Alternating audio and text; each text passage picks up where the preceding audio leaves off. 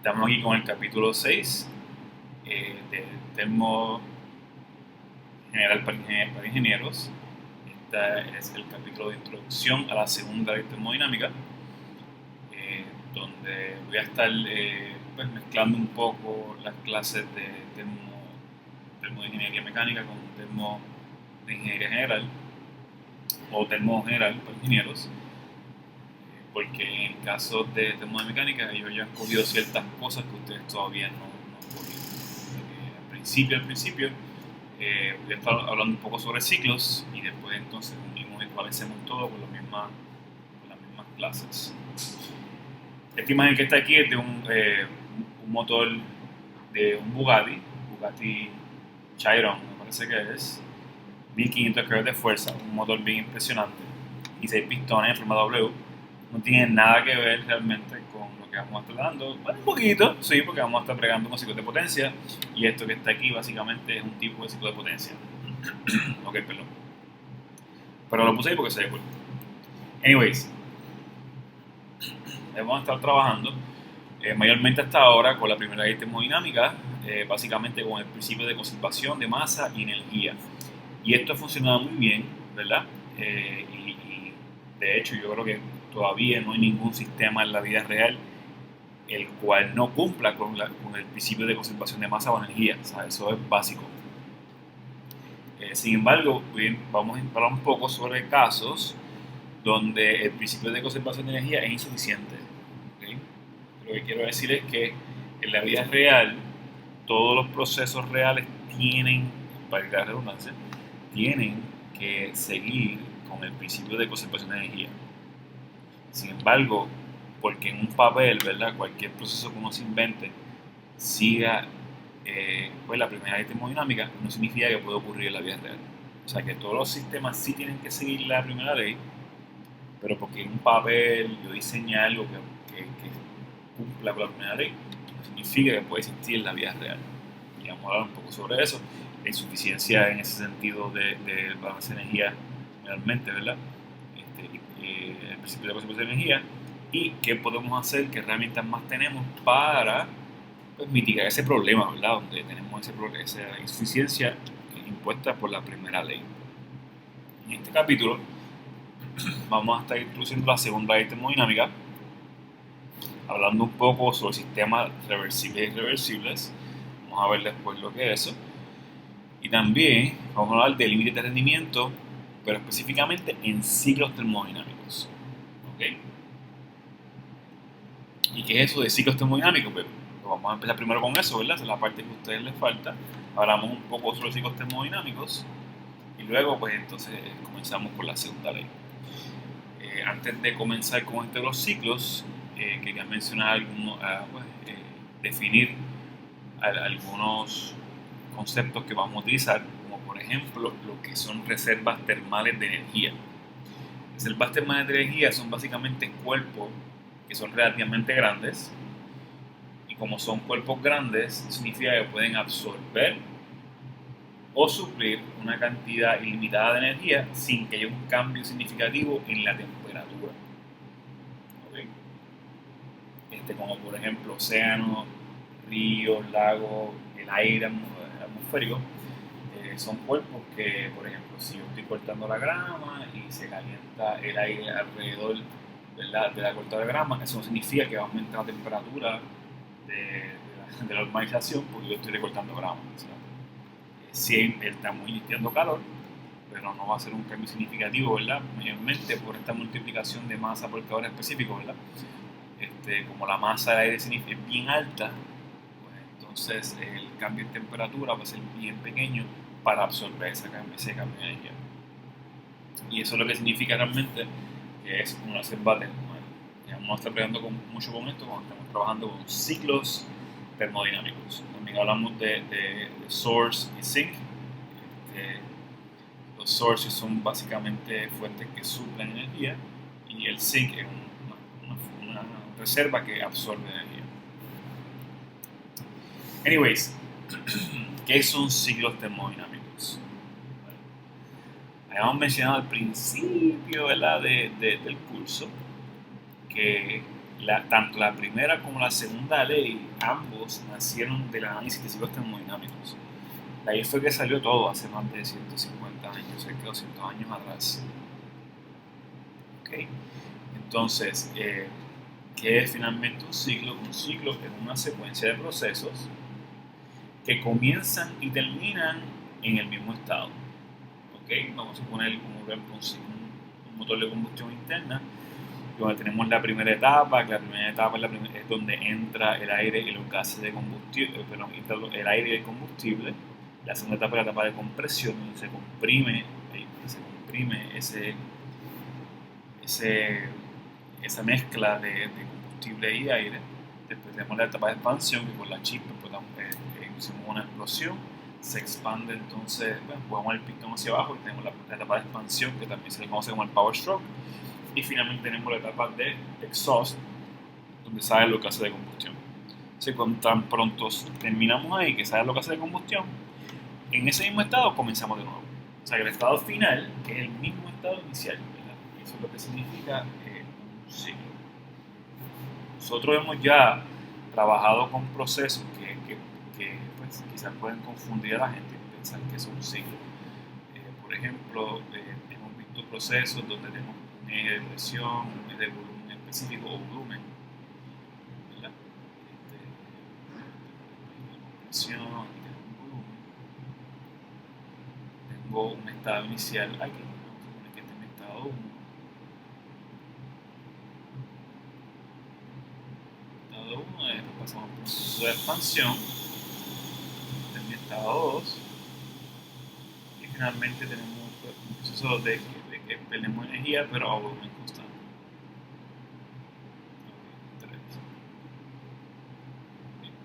Empezamos en estado 1, después tenemos un proceso de expansión donde se está moviendo en esta dirección, ¿verdad?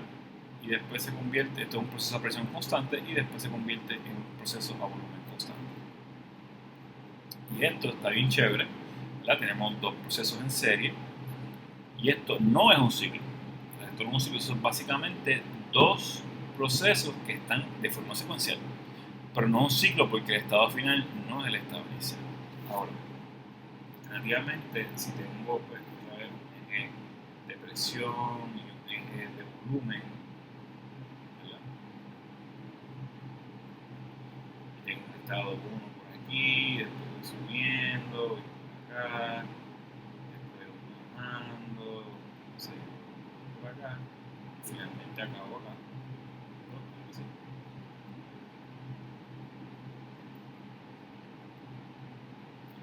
Este es mi estado 1, este es mi estado 2, y este es mi estado 3. Fíjate que voy del estado 1 al 2, del 2 al 3 y finalmente del 3 al 1. O sea que el estado final pues, es el estado inicial, es el 1 igual. Esto que está aquí, esto es un ciclo, ¿verdad? Y así siempre son los ciclos, ¿verdad? Que el estado final también es el estado inicial, es la forma más sencilla de reconocer ciclos. Entonces,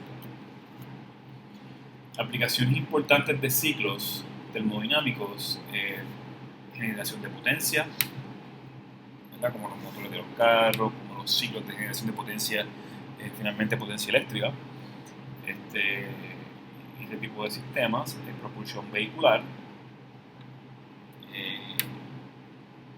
Bueno, dije motores de carros que cae más acá, ¿verdad? Pero en verdad los motores como tales generan potencia, ¿verdad? Después si lo ponemos en un sistema más complejo, pues podemos entonces crear propulsión vehicular, pero no tiene solamente que ser el carro, puede ser un avión, puede ser un avión espacial, algo así. Y también tenemos refrigeración y calefacción de espacios. Control ambiental de temperatura, vamos a ponerlo así. Estas son las aplicaciones más importantes de ciclos termodinámicos que las tenemos siempre alrededor de nosotros y quizás no lo hayamos prestado mucha atención, ¿verdad? Pero estamos siempre rodeados de las mismas. Del balance de energía para un ciclo, vamos a suponer que tenemos un ciclo termodinámico, el ciclo en mi sistema y hago un balance de energía. Me queda entonces que el cambio de energía del ciclo entero tiene que ser igual a la transferencia del ciclo menos el trabajo del ciclo.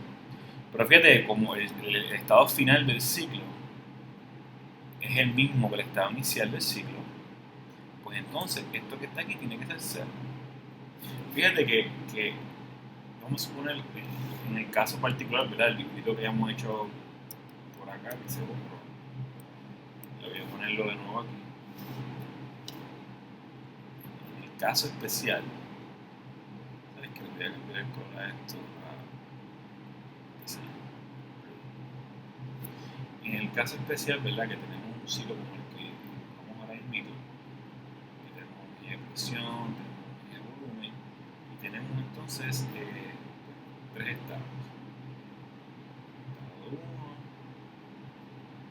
estado 2, estado 3, pero con un ciclo que se cierra, ¿verdad?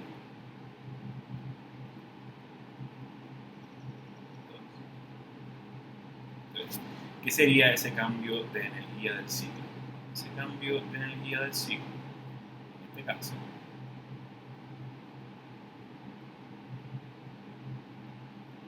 sería, bueno, presumiendo que la energía cinética y potencial son insignificantes, vamos a expandirlo, o sea, el ciclo, el cambio en energía cinética del ciclo, más el cambio de energía potencial del ciclo. Vamos a ignorar por el momento, ¿verdad? Estos cambios en energía de cinética y potencial, así que estos son cero. O sea que este cambio en energía del ciclo, pues entonces lo puedo expresar como el cambio de energía interno, que sería U2 menos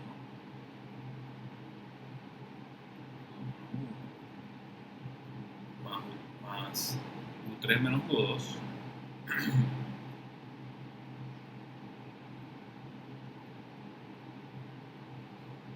más U1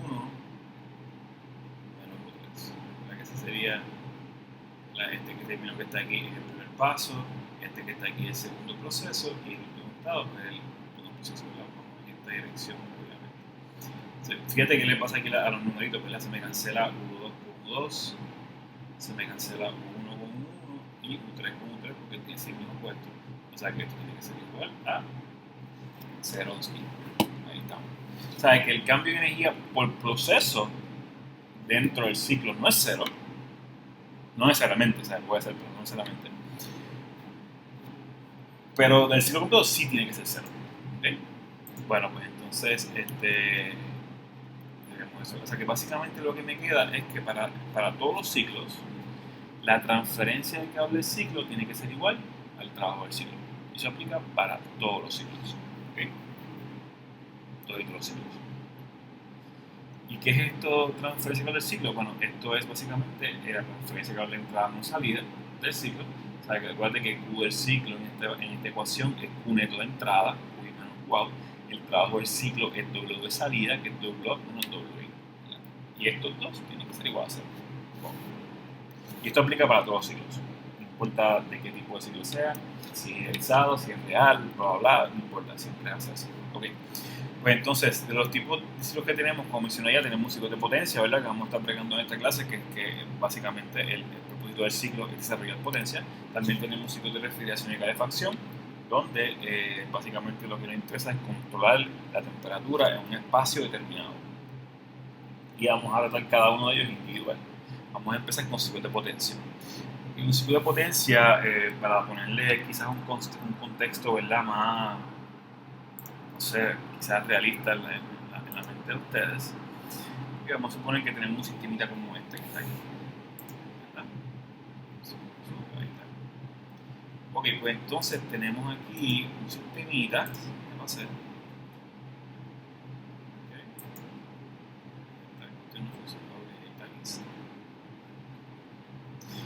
Empezamos por la caldera, ¿verdad? La caldera, aquí entra agua. En la caldera básicamente tenemos un proceso de combustión para sobrecalentar agua. Si la ponemos en vapor, básicamente, ¿verdad? Con mucha energía, como si fueran gases de combustión. Esos gases de combustión realmente dentro de la caldera se utilizan para sobrecalentar agua, ¿verdad? No queremos meter los gases de combustión en la turbina, queremos meter agua como vapor sobrecalentado. La turbina está diseñada para eso. Aquí es que se le inyecta entonces la transferencia de cable de entrada por la combustión del combustible. Tenemos vapor de agua que entonces entra a la turbina y generamos una potencia de salida. esa potencia mecánica es la que se conectaría entonces a un generador eléctrico, si es que hay alguno, ¿verdad? Que típicamente es lo que ocurre en un sistema para generar energía eléctrica. Después, esa agua que ya pues, tiene mucho menos energía que la de entrada, pero aún todavía tiene energía y típicamente está en vapor o en cambio de fase, pero con una calidad alta, como hemos visto ya en ejercicios pasados. Entonces entra a el condensador. Este es un tipo de intercambiador de calor, donde con una fuente, por ejemplo, en ejercicios que hemos hecho hasta ahora, hemos utilizado agua de un cuerpo de agua cercano, ¿verdad? Para condensar el vapor. Lo condensamos, lo convertimos en líquido, y después que lo convertimos en líquido, pues entonces lo movemos por la bomba y empezamos el ciclo nuevo. Estado final, estado inicial es el mismo. ¿Okay? Pues entonces, si tenemos ciclos como estos, pues ¿cómo cuantificamos esta cuestión? ¿Cómo le ponemos matemática, ¿verdad, a esto? Bueno, en el ciclo, ¿verdad? Se ve bien interesante y bien chévere el dibujito, pero termo 1 realmente no vamos tanto en el detalle. Sí, van a haber ejercicios que sí, pero en general no vamos tanto en el detalle, así que vamos simplemente a ver el ciclo completo como una caja blanca, donde vemos las interacciones entre los cuerpos termales caliente y frío. Tenemos un cuerpo termal caliente, tenemos un cuerpo termal frío, ¿verdad?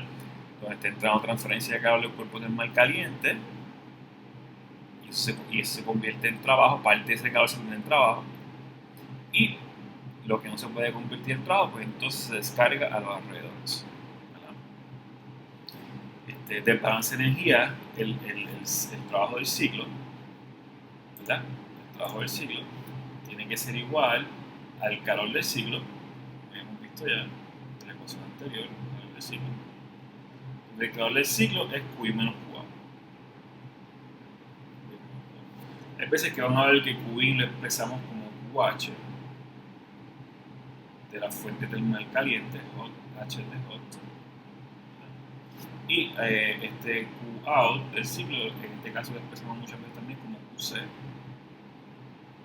que QC se refiere a la transferencia de calor del cuerpo frío, ¿verdad? Pues entonces esto es lo que tenemos, ¿verdad? El balance de energía, tenemos un sistema como este, convertimos parte de la energía en trabajo y lo que no se puede convertir en trabajo lo sacamos entonces a los alrededores. Entonces, ¿cómo cuantificamos cuán bien el sistema convierte energía termal en trabajo mecánico? ¿Sabes? ¿Cómo calculamos esa eficiencia? Bueno, pues lo que utilizamos es esta ecuación que está aquí. Esto básicamente, yo lo habíamos visto ya antes, ¿verdad? En el capítulo 1, en el capítulo 2, habíamos visto una ecuación como esta, donde la eficacia de los sistemas, ¿verdad? Utilizamos esta ecuación, esta fracción que está aquí para derivar la eficiencia, donde es una fracción de la salida del sistema, o sea, qué es lo que el sistema me ofrece sobre la entrada requerida, que es básicamente lo que el sistema me pide o necesita para generar esa salida deseada. En el caso del ciclo de potencia, lo que me interesa es, ¿verdad? Aquí, la potencia. Eso es lo que me interesa, la potencia. Entonces, es lo que me interesa. Entonces, mira aquí. Sobre la entrada requerida, que en este caso la entrada requerida es la transferencia de calor, la energía que entra por los cuerpos calientes, ¿verdad? Y tenemos una ecuación como esta. Del balance de energía, el trabajo del ciclo tiene que ser igual a QI menos QOUT, entonces me queda una ecuación en función de transferencia de calor, o sea que también puedo expresar la transferencia, la eficiencia termal, ¿verdad? Ese TH es de Thermal Efficiency, la puedo expresar en función de trabajo y calor de entrada o solamente en función de la transferencia de calor entre el ciclo y las fuentes termales. ¿Verdad? Esto que está aquí varía típicamente entre 0 y 1. No típicamente, no. Siempre varía entre 0 y 1. No puede ser 0 porque si el 0 implica que el trabajo del ciclo es 0. Si el trabajo del ciclo es 0, esto no es un ciclo de potencia. Acuérdate que esto está diseñado para generar potencia. Si no generamos potencia, no es un ciclo de potencia. ¿Okay? Y no puede ser 1 porque pues, créeme por fe. Por el momento créeme por fe, pero no te preocupes que ya en el mito bregamos con eso. Anyways, pues tenemos esto que está aquí. Y antes de seguir, ¿verdad? Vamos a ver un motor de un carro. Imagínate que todo esto que está aquí es un motor de un carro, ¿verdad? ¿Qué sería el cuerpo termal caliente en el motor del carro? O sea, ¿qué es lo que está dando la energía para que el ciclo se mueva? En este caso, el del motor de un carro serían los gases de combustión de la gasolina.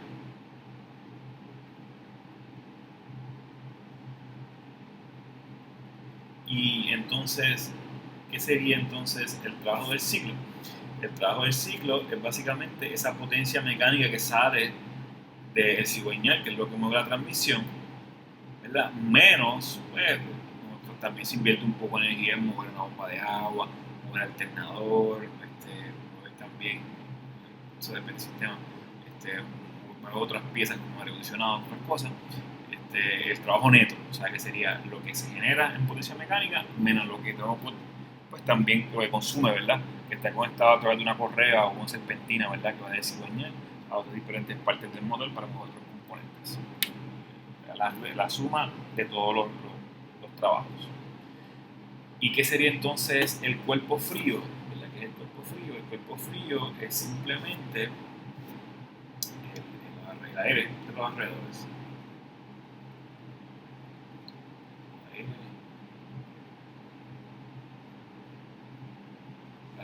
¿Sabes? Que eso es básicamente el aire del ambiente.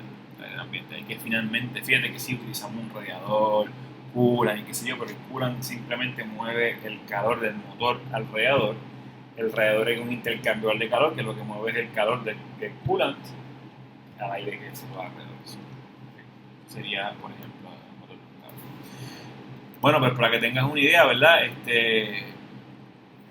Los motores de combustión interna, porque se activan por chispa, ¿verdad? Los Spark Ignition Engines tienen una eficiencia termal alrededor del 25%, terriblemente malo, ¿verdad? Los motores diésel pueden llegar hasta un 40%. Los diésel son un poquito más, pueden ser un poquito más eficientes. Pueden tener problemas de contaminación también. Pensábamos que se había arreglado esto un poquito, pero hasta hace varios años atrás, de hecho, hace como 3 años atrás o 4 años atrás, los motores diésel de la compañía Volkswagen estaban rompiendo récords por todos lados. Tenían básicamente el rendimiento de combustible de esos motores era comparable al rendimiento de combustible de los carros híbridos, tú sabes. Y era un motor de combustión interna como tal. Pero aparentemente para poder llegar a esos números, pues, bueno, no podían controlar muy bien aparentemente la contaminación del vehículo y no pasaban algunas pruebas de emisiones de gases. Y lo que hacían ellos, eso se le conoce como, le llamaron después como Dieselgate, como si fuera el escándalo de Watergate, para el tiempo de Nixon, que aparentemente que también le están llamando ahora al de Trump, algo similar, ¿verdad?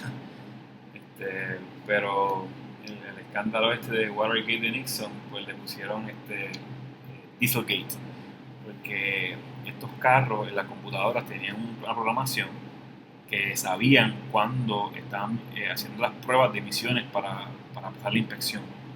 O sea, cuando sentían que había una computadora conectada al vehículo para poder tomar los gases de combustión, o sea, las emisiones y pasar la inspección, pues cambiaba entonces la razón en que se consumía el combustible. Pero tan pronto lo desconectaba y lo corrías en la calle, pues cambiaba a un modo diferente, que era mucho más contaminante. Era más contaminante, pero aparentemente respondía mejor el carro y daba un buen, una buena millas por galón. Y eso fue un revolú. Bueno, todavía están dando dándole penalidades. La compañía está en mal estado ahora mismo por ese revolú. Pero los motores son más eficientes, eso sí es verdad. Los motores terminan a ser más eficientes que los motores de combustión interna por chispa. Los dicen no son por chispa, por compresión.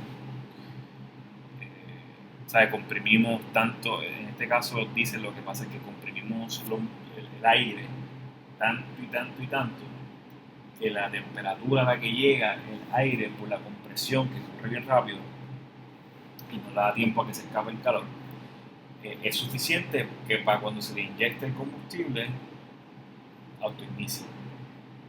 En el caso de la gasolina no es así. En el caso de la gasolina se mezcla con el aire antes de comprimirse. Y cuando está comprimido, con una chispa, inicia la combustión. Lo que significa que los motores diésel tienen que tener una razón de compresión más alta, o sea que tienen que comprimir más que los motores de gasolina. o sea que tienen que ser un poquito más grandes los motores y más robustos para aguantar más compresión. Pero no le hace falta chispa. Y entre modo se ve eso, los que no están en mecánica pues no van a poder verlo, pero entre modo sí se ve que los motores de combustión interna, la eficiencia está relacionada a la razón de compresión. Mientras más alta la razón de compresión, pues más eficiencia. Los motores de gasolina de antes utilizaban, la gasolina técnicamente utilizaba plomo para subir el octanaje, porque los motores de antes tenían una razón de compresión más alta. Son unos motores bien grandes, unos carros bien grandes también. Los motores tenían una razón de compresión más alta y usaban plomo para subir el octanaje. El octanaje simplemente es un número que me cuantifica cuánta energía termal o cuánta temperatura puede existir el combustible antes de autoiniciarse. Si yo le pongo un combustible a un motor diésel, por ejemplo, le pongo gasolina, sí puede funcionar, pero lo que pasa es que puede ser que tengas problemas de autoignición antes de que llegue al punto de que se supone que ocurra la combustión. Y de hecho, hay los carros que están diseñados para octanajes más grandes, más altos, como por ejemplo los carros que son para correr, están diseñados para que le echen un octanaje de 91 o 93 octanos. Si le metes gasolina de 89 octanos, vas a inducir lo más seguro el pistoneo, porque se va a autoiniciar el combustible antes de que llegue la chispa. Pues la compresión es más alta que los carros regulares. Bueno, anyways, eso lo puedes buscar por Google. También tenemos plantas de generación de potencia que son de combustible, turbinas, pero son de combustible, que pueden llegar a una eficiencia de tu 40%, y las combinadas de combustible y vapor de agua, estas son las que, la imagen que inicialmente les enseñé, estas son las que se usan para generar potencia aquí en Puerto Rico, por ejemplo, energía eléctrica, puede llegar a estos 60% de eficiencia. Vamos a movernos ahora por sistemas de refrigeración y calefacción. Vamos a refrescar la memoria, ¿verdad? Yo creo que habíamos hablado de esto en el capítulo anterior, pero cuando estamos hablando de ciclos de refrigeración y calefacción, a ver si me pongo esto en la planita. Este es un caso específico de ciclo de refrigeración, pero calefacción sería algo similar. Si usamos un ciclo de vapor compresión, que es lo que se le conoce como esto, empezamos por el compresor, donde cogemos un vapor, ¿verdad? Vapor refrigerante. En este vapor lo comprimimos, le subimos la presión de 120 kilopascales, por ejemplo, a 800 kilopascales. Pero sin querer, al subir la presión, también le subimos la temperatura. O sea que tenemos un trabajo de entrada para el compresor que mueve el flujo, sube la presión, pero también sube la temperatura. Todavía estamos en esta vapor aquí. Entonces pasamos a, esto es un tipo de radiador, que está en la parte de afuera, al igual que el compresor, que se le conoce como el condensador, porque en este caso lo que queremos es a presiones altas condensar ese refrigerante. Pasa por aquí y terminamos aquí entonces en líquido, o cerca de líquido, ¿verdad? Como líquido saturado, por ejemplo, pero a presiones altas. Entonces tenemos líquido a presiones altas, lo pasamos por una bola de expansión y por la extrusión mecánica induce una caída en presión, y esa caída en presión induce una caída en temperatura drástica, ¿verdad? Y entonces pasamos por otro, esta es la parte que está adentro, ¿verdad? Este es otro intercambio de calor, un radiador también, que aquí el refrigerante pasa bien frío por aquí adentro y le remueve el calor al espacio refrigerado, ¿verdad? Aquí quería entonces la nevera o el cuarto enfriarse o qué sé yo, ¿verdad? Fíjate que en este caso no cambia la temperatura del refrigerante de entrada a salida del evaporador, y es porque estamos absorbiendo calor por cambio de fase. O sea que está cambiando de fase mientras pasa por el evaporador, pero cuando cambia de fase pues se mantiene una temperatura y presión constante, ¿verdad? Así que no es cuestión de temperatura, ¿verdad? Lo que está haciendo que no entra más frío y sale más caliente, es que pues, se convierte de líquido a vapor en el evaporador, pues es que se llama evaporador, obviamente. Pues tenemos algo así y escogemos toda esta cajita que está aquí, esta es mi cajita negra, o mi cajita blanca, qué sé yo, en el caso de nosotros. Mirar aquí, tengo mi cajita blanca, donde tenemos el trabajo del ciclo, que es básicamente el trabajo del compresor y también los fans, los abanicos que mueven el aire en los intercambiadores de calor, ¿verdad? Entonces, pasamos por el condensador. Bueno, en el caso de, eso depende del ciclo, ¿verdad? En el ciclo de refrigeración, aquí tenemos el cuerpo caliente, ahí de afuera, ahí de afuera el cuerpo caliente, y aquí tenemos entonces el condensador. ¿Okay? Esto que está aquí, la interacción entre el cuerpo caliente y el ciclo, aquí tenemos el condensador.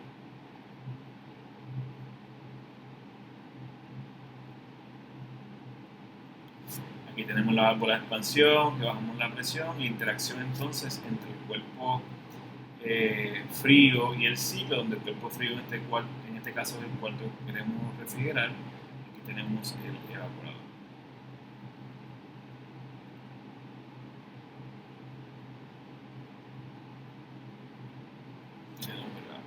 Dios mío, y continuamos el ciclo. Que te recuerda que el refrigerante no se consume en este caso, simplemente que está cambiando de propiedades, de presiones, temperaturas y qué sé yo, y de fase.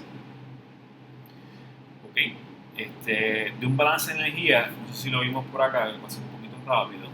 Tenemos que el trabajo del ciclo, el trabajo, el lapicito que tengo que poner,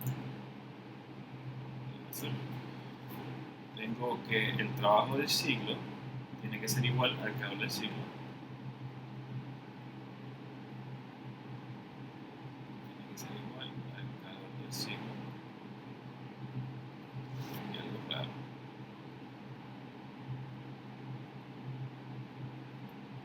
Donde el calor del ciclo es básicamente, ¿verdad? De entrada, no salida, que sería QI menos QA.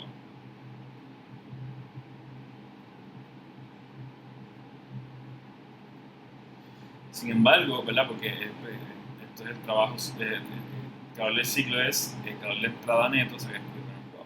Fíjate que en este caso el trabajo del ciclo está entrando, o sea que tengo un negativo por aquí. O sea que si arreglo entonces la ecuación para que no me quede negativo, me queda que el trabajo del ciclo para ciclos de refrigeración y calefacción, ambos, porque el esquemático funciona igual, sería entonces QA menos QB. Donde aquí ya los signos están dentro de la ecuación. ¿Okay? O sea que lo que saque de aquí, si uso esta ecuación para algo, si saco los dos ciclos QA o QB, ya el signo está dentro. O sea que todo lo que está aquí te va a dar siempre positivo. ¿Okay? Siempre te va a dar positivo. Es algo que hay que tomar en consideración. Bueno, pues entonces, en el caso de coeficiente de refrigeración, perdón, de ciclo de refrigeración, para poder cuantificar cuán bien funciona el sistema, pues utilizamos lo que se conoce, ¿verdad? Como coeficiente de rendimiento. En el libro de ustedes utilizan realmente lo que se conoce como COP, Coefficient of Performance, para refrigeración. Que en el libro de mecánica usamos el término de beta, ¿verdad? Es lo mismo que COP de refrigeración, donde otra vez tenemos la misma ecuación, salida deseada sobre entrada requerida. ¿Cuál es la salida deseada? O sea, salida deseada no se refiere realmente a lo que está saliendo del ciclo, sino a lo que yo quiero obtener del ciclo, o sea, qué es lo que el ciclo va a hacer por mí. En este caso, lo que el ciclo va a hacer por mí es enfriar el cuerpo frío, mantenerlo frío. Y para mantener ese cuerpo frío, tengo que removerle calor continuamente, porque está entrando calor por otros lugares. Si le remuevo calor continuamente, pues se mantiene frío. O sea que lo que me interesa realmente del ciclo de refrigeración es QI. Y para que opere, ¿verdad? Tengo que inyectar entonces el trabajo del ciclo.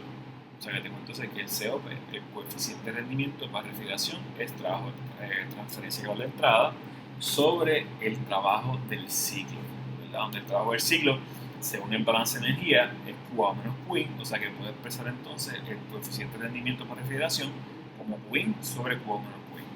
Fíjate que el coeficiente de rendimiento, a diferencia de la eficiencia, el coeficiente de rendimiento siempre es menor que 1. Fíjate que la eficiencia de ciclos de potencia variaba entre 0 y 1, ¿verdad? Pero ahora siempre es menor que 1. ¿Por qué? Bueno, porque ahora estamos convirtiendo trabajo, ¿verdad? Que es básicamente el nivel más alto de energía, de transferencia de energía, lo estamos convirtiendo en transferencia de calor. De transferencia de calor vamos a ver después que es básicamente el nivel más bajo de energía. O sea, que cuando pasamos de trabajo a calor, pues estamos básicamente degradando esa energía. Pero lo que estamos haciendo es mover calor. Y calor es básicamente es como que el reflejo o la reacción de todas las ineficiencias de los sistemas. Al final del día, siempre terminamos como calor en algún punto. Vamos a ver que convertir, de pasar de alto nivel de alto energético o de alta calidad energética a baja calidad energética, pues es fácil y al revés es difícil.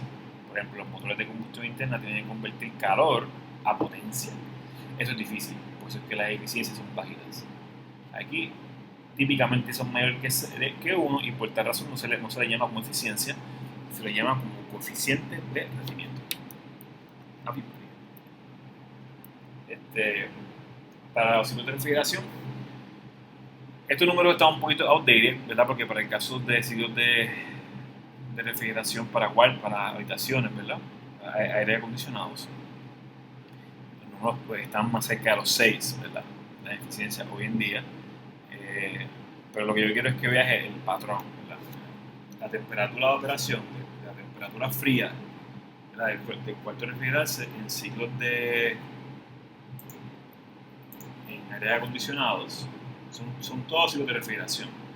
Pero en aire acondicionado la temperatura del cuerpo frío es aproximadamente, qué sé yo, 20 grados Celsius, más o menos, ¿verdad?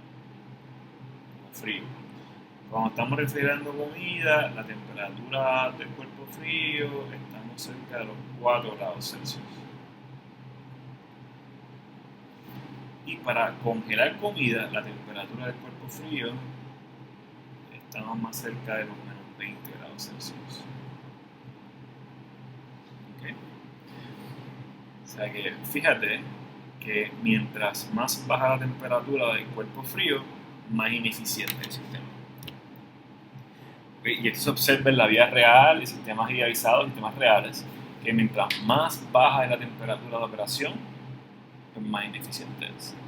Por eso es que Campus Verde te decía como que mira, cuando vayas a prender el aire no lo pongas tan frío, ¿sabes? Súbele 1 o 2 grados, ¿sabes? ¿Por qué? Porque te ahorras energía, porque el sistema es más eficiente mientras más alta la temperatura de enfriamiento. Y esto vamos a ver después en este capítulo específicamente de dónde es que sale esto, ¿sabes? Por qué se debe ese comportamiento. Anyways, no solamente esto, sino que en los sistemas reales, tú vas a Home Depot a comprarte un aire acondicionado, realmente ellos no usan el COP, ellos no usan el coeficiente de rendimiento, ni el beta, ni nada de eso. Ellos lo que usan es lo que se conoce como el Energy Efficiency Rating. O hay veces que lo que se está escuchando mucho ahora es el SEER, ¿verdad? Si alguien ha escuchado algo por ahí. Donde el EER tiene lo mismo que está aquí, esto que esta S se refiere a season.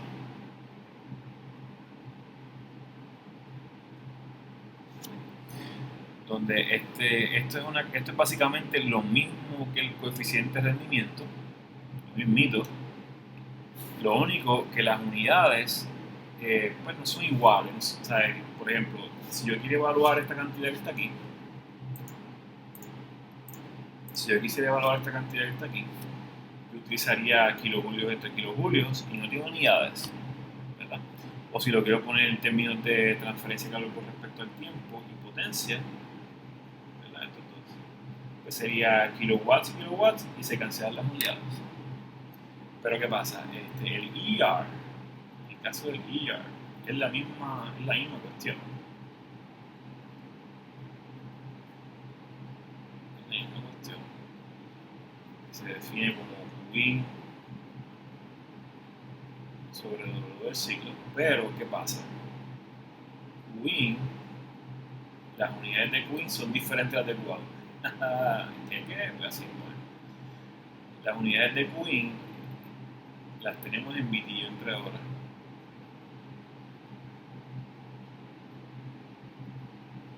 y las unidades del trabajo del ciclo las tenemos entonces en watts.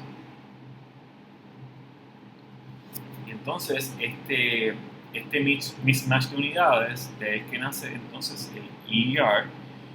Y como puedes ver, la relación entre el ER y el coeficiente de rendimiento es una constante, que esta constante viene de esta conversión. En watt hay 3.413 dividido entre horas, y ahora aquí, dividido entre horas a watts. ¿Por qué hacen esto? Bueno, yo creo que lo hacen así porque el mercado de las consolas de aire acondicionado pues todavía utiliza las unidades en inglesas, las unidades en el sistema inglés. ¿Sabes? Que las consolas te remueven 12.000 bits entre horas, 18.000 bits entre horas, 24.000 bits entre horas. Sin embargo, energía eléctrica te cobra energía en watt hora, técnicamente kilowatt hora. Utiliza el sistema internacional. O sea que la potencia, usamos las unidades que utiliza la energía eléctrica, aquí en Puerto Rico, pero en Estados Unidos también usan las mismas unidades. Y la industria de condicionado pues usa el sistema inglés, nacional inglés. Y yo creo que el ER sale de ahí. Eso es todo, pero es la misma cuestión. La diferencia entre el Seasonal ER y el ER es que el Seasonal ER toma en consideración un promedio de la eficiencia en una época de enfriamiento completa. O sea, a diferencia de utilizar el número instantáneo, utilizan un número que es un promedio de toda la época del año que se usa para enfriar. En el caso de Puerto Rico no hace mucha diferencia, pero en el caso de Estados Unidos pues sabemos que la temperatura del ambiente varía drásticamente con respecto al año y como la eficiencia varía en función de los cambios en temperaturas adentro y afuera del sistema de refrigeración, o sea, del cuarto y de los alrededores, pues entonces el SEER tiende a ser un poquito más alto que el ER. Y como un número un poquito más alto, también quizás en Estados Unidos quizás representa un número mejor que el ER, pues ese es el número que se usa. Pero es básicamente lo mismo, ¿sabes? Es lo mismo, lo único que tenemos un factor de conversión para convertir de ER a el coeficiente de rendimiento. Fíjate que el coeficiente de rendimiento no tiene unidades, esto es un número adimensional.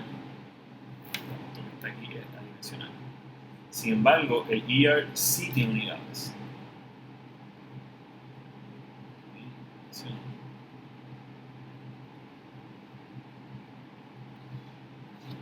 Pero el ER sí tiene unidades, ¿verdad? El ER sería, qué sé yo, 21 BTU entre watt hora, ¿verdad? Eso sí tiene unidades. Los números de ER pues ya están altitos, ¿sabes? Digo 21, pero 21 que le creo, ¿verdad? Porque hay gente que dice, hay algunos sistemas que están a 20 y pico, que dicen 27, 28, 30, pero eso está un poquito alto, yo creo, no estoy seguro que le creo a esa compañía. Pero estos números están bastante altitos hoy en día. Fíjate que como mencioné ya, estos números tienen unidades, ¿verdad?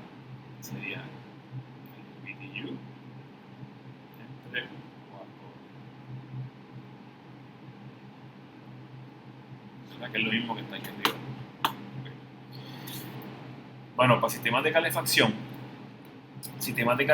fíjate que esto aplica solamente para ciclos de calefacción, ¿verdad? Si estamos bregando con sistemas de calefacción de combustión, de gas natural, o sistemas de calefacción que no se refiere, que son de radiación, por ejemplo, sistemas radiantes, pues no aplica esto. Esto solamente aplica para sistemas de calefacción que son específicamente de ciclos, ¿verdad? Como un aire acondicionado, o ciclos geotermales. Y ahí me explico lo que es eso. Anyways, la cuestión es que tenemos un ciclo como este, donde tenemos el mismo esquemático, tenemos la cajita, el trabajo está entrando, tengo la fuente termal fría, ahora cambia, porque ahora la fuente termal fría no es el cuarto, es el aire de los alrededores. En el caso de un ciclo de refrigeración típico, bueno, de calefacción típico, hay algunos que son geotermales, pues en vez de utilizar aire, lo que utilizan es la tierra. Tierra como estuvo bien abajo en la tierra, un par de metros, 1 a 3 metros, lo enterramos hacia abajo y utilizamos entonces la temperatura fría de la tierra como tu cuerpo frío. Los geotermales son un poquito más eficientes, ¿verdad? Pero ahí hemos hablado de eso. anyways, tengo esto que está aquí, que es mi cuerpo frío, sería el aire o la tierra, y el cuerpo caliente, que sería el cuarto que quiero calentar. Y tenemos entonces la potencia cíclica. Pero son iguales, ¿verdad? El esquemático, las flechas, todo es igual. Lo único que cambia realmente es el coeficiente de rendimiento, ¿okay? Que también sería, en el libro de ustedes, también sería un COP del HP de heat pump. El COP, que también le podemos llamar como gamma, que le llaman en el libro de termodinámica, donde sería la fracción de salida deseada sobre entrada requerida. La salida deseada es lo que yo quiero obtener. En este caso, ya no quiero este QI, lo que quiero es QOUT, porque ahora me interesa calentar el cuarto. Wow. O sea que esto es lo que me interesa a mí ahora, QOUT.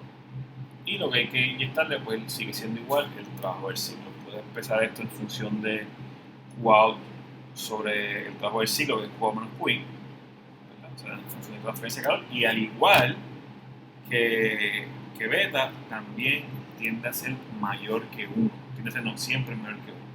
Y también, by the way, y también gamma, siempre también, gamma es mayor que beta. ¿Por qué es eso? ¿Por qué gamma es mayor que beta? Bueno, la razón de que como calefacción el sistema es más eficiente es porque en el proceso de compresión subimos la presión al refrigerante, movemos el flujo, pero sin querer queriendo también calentamos un poco el refrigerante. Al calentar el refrigerante podemos utilizar esa energía adicional que absorbió el refrigerante para disiparla entonces en el cuarto de calefacción. Esto es todo. Matemáticamente también sale, ¿okay? pero en práctica eso es lo que está pasando. Y ¿verdad? Esto es lo que está diciendo. Si son un sistema de calefacción en base a aire que utilizamos entonces en el evaporador, utilizamos simplemente aire como a fuente fría, pues cuando se pone bien frío afuera, pues no es tan efectivo porque el cambio de temperatura no es tanta. Geotermal, que cuando enterramos debajo de la tierra, si le entierra bastante bajito, pues no se pone tan frío como el aire, cuando en lugares que son bien fríos, y por esta razón la eficiencia puede ser hasta 50% más, 45% técnicamente. Y eso es lo que hay. Bueno, pues entonces vamos a hacer un ejercicio a ver cómo funciona esto. Bueno, pues este es el primer ejemplo del capítulo 6. En este caso tenemos un refrigerador de casa, una nevera pequeña, donde tiene un EER o Energy Efficiency Rating de 8.2. El mismo remueve calor o energía del espacio refrigerado, ¿verdad? A una razón de 600 BTU entre hora. Y lo que queremos buscar en este ejercicio es evaluar el costo de operación mensual de este sistema si la razón de costo energético es 25 centavos el kilowatt hora y el refrigerador opera por 360 horas al mes. Ok, pues vamos entonces a meterle mano a esto. Okay, vamos a ver cómo podemos poner esa, ¿verdad? Esa data, la información que me dan. En este caso, yo creo que me toca hacer un dibujito, ¿verdad? Aquí voy a poner la data. Cuando estoy bregando con ciclos, a mí siempre me gusta hacer el dibujito típico, ¿verdad? De una cajita, ¿verdad? Tengo, tengo aquí mi cajita, este es mi ciclo, ¿verdad? Mi ciclo está interactuando con dos reservas termales. Tengo la reserva termal caliente y la reserva termal fría. Yo siempre, ¿verdad? Dibujo la cajita, que es mi ciclo. Dibujamos entonces la reserva termal caliente arriba y dibujamos también la reserva termal fría abajo. Siempre hacemos esto, ¿verdad? Hacemos lo siguiente para mantener una consistencia y estar consciente de los signos, ¿verdad? O vamos a poner así, de las direcciones en las flechitas. Como esto es un ciclo de refrigeración, ¿verdad? Pues entonces siempre tenemos un trabajo de entrada, que le vamos a llamar el trabajo del ciclo. tenemos aquí la fuente del mar caliente y abajo tenemos entonces por consiguiente la fría, ¿verdad? Donde en un ciclo de refrigeración, si, bueno, antes que eso, ¿verdad? Sí, siempre así, ¿verdad? Siempre estamos removiéndole calor al cuerpo frío, ¿verdad? Para mantenerlo frío, vamos a llamarle a esto QC, del cuerpo frío, y le inyectamos entonces ese calor al cuerpo caliente. Le vamos a llamar QH. En los casos de ciclo de refrigeración, esto que está aquí básicamente son los alrededores, ¿verdad?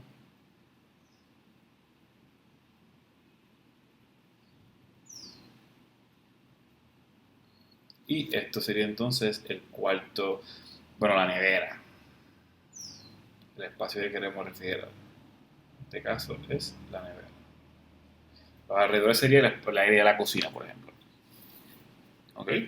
Si fíjate la información que me dan, me están dando que tengo un ciclo, ¿verdad? Que el ciclo tiene una eficiencia, específicamente un EER, me están dando de 8.2, y también me dice que el refrigerador remueve el calor o energía, en este caso, del espacio refrigerado a una razón de 600 BTU entre horas. Entonces hay que ver, ¿verdad?, qué es esa cantidad de 600 BTU entre horas. Eso es QC, QH o el trabajo del ciclo. Eso es lo primero. Si no tienes esa parte bien, nada te va a salir bien. ¿Saben? Estos tipos de ejercicios son bien sencillos, ¿okay? No es muy complicado. Todas las ecuaciones son lineales, se despegan fácilmente. Así que hay que ver cómo cuadramos eso. Bueno, tenemos que el refrigerador, que es el ciclo, está removiendo energía del espacio refrigerado. ¿Cuál es el espacio refrigerado? Este es el ciclo y el espacio refrigerado es el cuerpo frío. O sea que si está removiendo calor del espacio refrigerado, el ciclo pues tiene que ser esa cantidad igual a 600 BTU entre horas. O sea que esta cantidad que está aquí es 600 BTU entre horas. Fíjate entonces que las unidades, en este caso, como es BTU entre horas, pues nos estamos refiriendo realmente a transferencia de calor con respecto al tiempo. O sea que todo el ejercicio ahora lo tenemos que trabajar de forma de potencia y de transferencia de calor con respecto al tiempo. Ok, ¿y qué es lo que me piden para buscar en este ejercicio? Bueno, aquí vamos en este ejercicio, ¿verdad? Vamos a buscar simplemente, ¿qué vamos a buscar? Se me olvidó. El costo de operación, that's it, el costo de operación, costo operacional, donde OP lo estoy abreviando, ¿verdad? De operacional. Lo vamos a buscar en dólares al mes. ¿Verdad? Por la información que me dan, me están pidiendo básicamente que lo busque en dólares, ¿verdad?, al mes.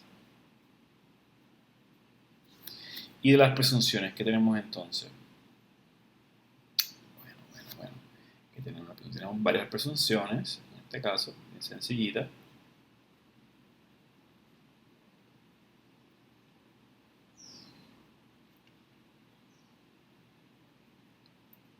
Vamos a presumir, empezando, ¿verdad?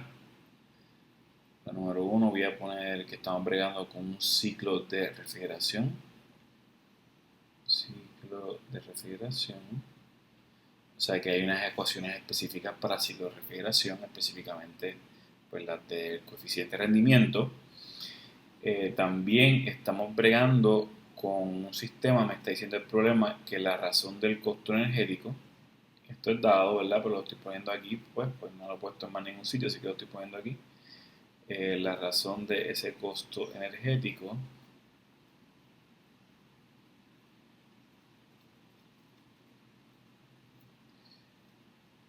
es de 25 centavos el kilowatt hora. Okay, esto es básicamente las mismas unidades que usa energía eléctrica, ¿verdad? Y ahora mismo estamos cerca de 20 a 21 centavos el kilowatt hora. Lo estoy poniendo en 25, ¿verdad? Esto, pues, porque sí, pero tú puedes cambiar esto. Esto es un poquito cambiante, así que no lo cambio porque siempre está fluctuando. Y finalmente también me dan el tiempo de operación de esta consola, bueno, en este caso de esta nevera, que son 360 horas al mes. Este es el tiempo de operación mensual. ¿Ok? Ok, yo creo que ya estamos ready y podemos pasar entonces a el análisis. Ok, pues entonces,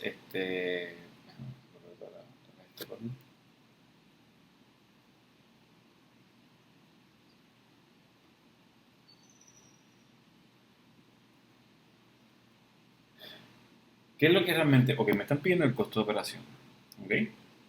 Pero el costo operacional, ¿quién me cobra a mí? Me cobra energía eléctrica, Autoridad de Energía Eléctrica. ¿Verdad? Pero ¿qué es lo que realmente me está cobrando la autoridad? ¿Sabes? ¿Cuál es la cantidad que, que me cobra energía eléctrica? Eso es lo primero que nos tenemos que preguntar, ¿verdad? Porque fíjate que ya yo tengo la razón de costo energético, que me lo están cobrando a 25 centavos el kilowatt hora. Pero ¿cuál kilowatt hora? ¿Sabe? Que eso es básicamente una unidad de energía, si no se recuerdan, ¿verdad? Donde kilowatt es kilojoulio entre segundos, hora lo podemos convertir a segundos, o sea que esto que está aquí es equivalente a kilojulios. ¿Y qué es lo que me cobran ellos? Bueno, efectivamente lo que me están cobrando es el trabajo del ciclo. Eso es lo que ellos me están cobrando. ¿Ok? Pues entonces, esto es lo que tenemos que buscar. Esto es lo que tenemos que buscar. ¿Verdad? Para entonces poder buscar y construir una ecuación del costo operacional mensual, costo operacional, que básicamente el costo operacional se puede cuantificar multiplicando la potencia del ciclo. Fíjate que aquí estoy bregando con unidades de potencia multiplicado por el tiempo de operación, del ciclo, donde esto que está aquí no es nada más ni nada menos que la energía, ¿verdad? Que consume el ciclo, ¿sabes? Por trabajo. Entonces, el trabajo del ciclo. Recuérdate que el trabajo se relaciona con la potencia por un integral. ¿Vale? El trabajo es igual a integral de la potencia con respecto al tiempo. Integral de tiempo de la potencia. En el caso de que la potencia es constante, como va a ser en este caso, sale fuera de integral y me queda entonces que el trabajo es igual a la potencia por el tiempo. Esta es la energía realmente que me está consumiendo por trabajo, esta unidad de refrigeración, y esto lo multiplico finalmente por la razón de costo energético. Sí, ¿y qué es lo que me falta? Bueno, pues el trabajo del ciclo básicamente, porque tengo todo lo demás, ¿verdad?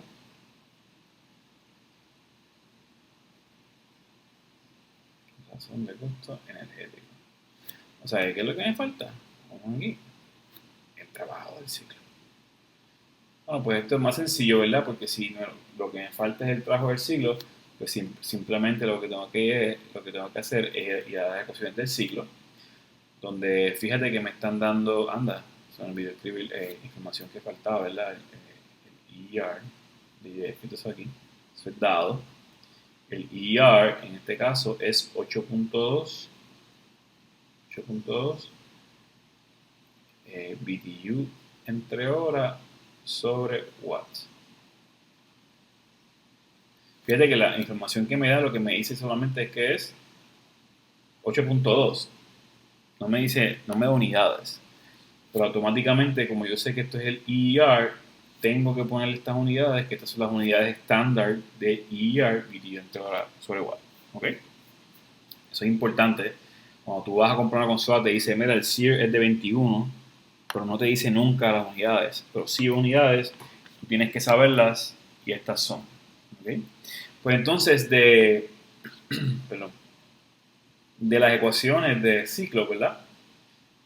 Yo sé que el EER es básicamente lo mismo que el coeficiente de rendimiento para ciclos de refrigeración, donde lo que yo quiero del ciclo es lo que yo quiero sobre lo que hace falta para mover el ciclo, Lo que yo quiero del ciclo es la transferencia de calor que hace falta remover del espacio refrigerado, pero en unidades de BTU entre horas, eso es específico para el ER, ¿verdad?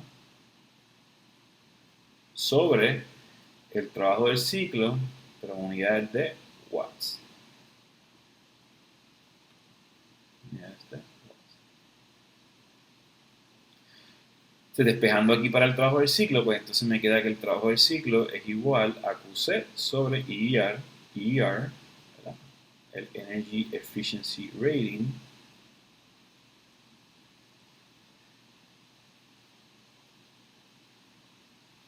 y evaluando esto, pues me queda que el trabajo del ciclo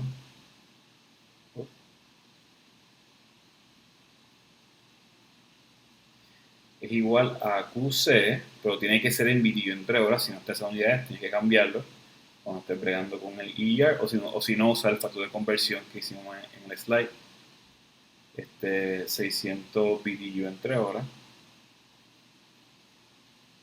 BTU entre horas, sobre el ER, que ya hemos dicho que tiene unidades, que es 8.2 BTU entre horas sobre watt. Fíjate que las unidades, aquí se me cancelan los BTU entre horas, y que es lo que me queda entonces, los watts. Se me cancela esto con esto. Me queda entonces esto en watts.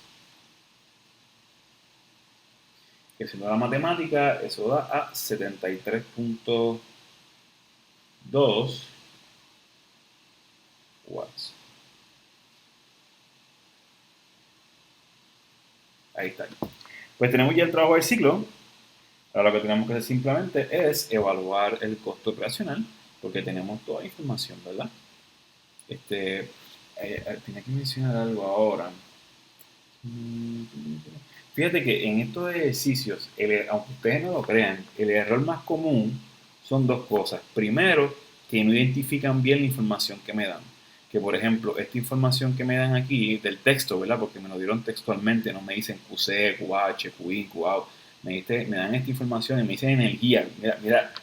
Mira cómo lo hacen a propósito, ¿verdad? Me remueve energía, pero no me dice que es transferencia de calor, no me dice que es trabajo. Tú tienes que deducir eso. Entonces, hay gente que le pone estos 600 en el trabajo de ciclo o en QH. Automáticamente tú pones esa información mal, todo te va a salir mal. ¿Okay? O sea que ya todos los resultados finales van a estar mal. O sea que eso es algo bien importante que hay que aprender de cómo pues, definir esos ejercicios. Y en adición, aunque ustedes no lo crean, otro de los errores más clásicos es que me escriben esta ecuación y cuando me despejan para el trabajo del ciclo me ponen ER multiplicado por QC. O sea, como que no despejan bien. Y esto es bien trivial, tú sabes. Esto eh, es bien bobo, pero por alguna razón, quizás por la ansiedad del examen, te da problemas. Así que hay que tener cuidado, ¿verdad? En estos puntos, estos pasos que son sencillos, no perder puntos aquí. ¿Okay? Bueno, pues tenemos ya todito, lo que tenemos que hacer simplemente es evaluar. Así que vamos a evaluar entonces eh, el costo, ¿verdad? El costo operacional. El costo operacional mensual, que debe ser igual a la potencia, que es 73.2 kilowatts, perdón, watts, multiplicado por el tiempo de operación, ¿verdad? Que el tiempo de operación es 360 horas al mes, ¿verdad? X sale la unidad de mes, que es lo que estoy buscando. Fíjate que la multiplicación de estos dos pues me da entonces energía y multiplico esto entonces por la razón del costo energético, ¿verdad? Que también dado que 25 centavos el kilowatt hora. Kilowatt hora. Bueno, tengo un problemita con las unidades aquí. Fíjate, aquí tengo kilowatts, aquí tengo watts, entonces tenemos que hacer un factor de conversión. ¿Ok? Donde el factor de conversión es sencillo. Yo sé que en un kilowatt tiene que haber 10 a la 3 watts. ¿Ok? 10 a la 3 watts. Se me cancelan entonces los kilowatts con kilowatts. Se me cancelan watts con watts. se me cancelan horas con horas y me quedan entonces dólares al mes, que son las unidades que estamos buscando.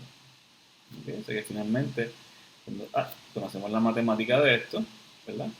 Pues me queda entonces que esto es igual a 6 dólares con 59 centavos al mes.